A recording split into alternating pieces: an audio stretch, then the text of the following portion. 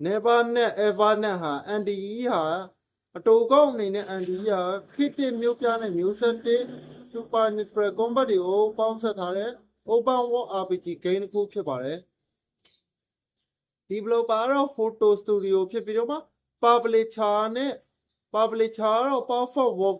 Game ဖြစ်ပါတယ်။ Photo Studio ကမူလ Tower of Fantasy နဲ့လူသိများလာပြီးတော့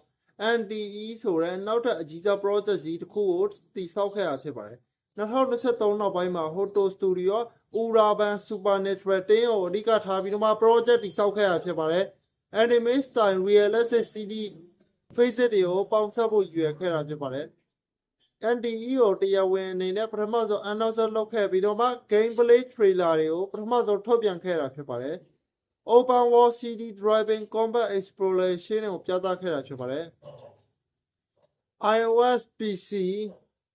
Android PS5 တို့မှာအတွက် April 29 ရက်နေ့မှာ